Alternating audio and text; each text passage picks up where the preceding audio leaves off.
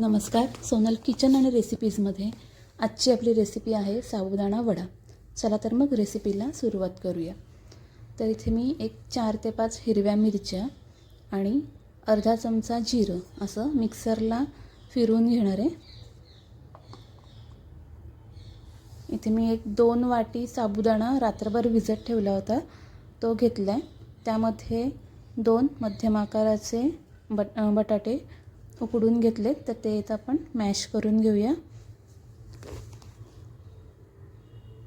आता यामध्ये आपण टाकणार आहोत एक छोटी अर्धी वाटी भरून दाण्याचा कूट।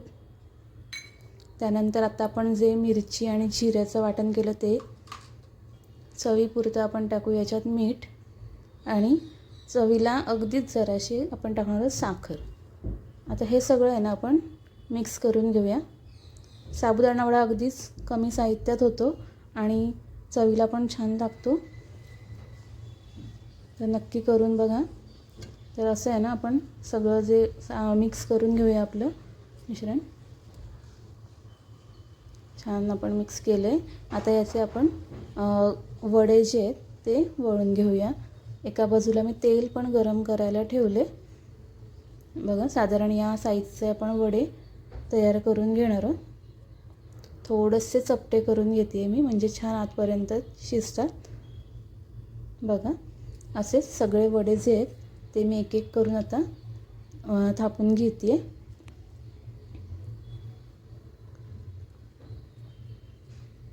बघा। आपले सगळे वडे जे आहेत ते थापून तयार झाले, तेल पण छान गरम झाले। तर आता थोडे थोडे वडे जे ते आपण तेलात टाकून त्याला छान असा गोल्डन ब्राऊन कलर येईपर्यंत तळून घ्यायचे, म्हणजे मग ते वरून छान क्रिस्पी आणि आतून असे सॉफ्ट होतात बघा।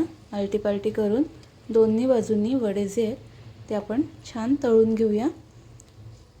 तुम्हाला हा व्हिडिओ कसा वाटला मला नक्की कमेंट करून सांगा। व्हिडिओ आवडल्यास लाईक करा आणि जर कोणी चॅनलला सबस्क्राईब केलं नसेल तर नक्की सबस्क्राईब करा बघा। आपले वडे जे आहेत ते छान तळून झालेत, कलर पण खूप सुंदर आला आहे। तर असेच आता मी सगळे वडे तळून घेते बघा। थँक्यू।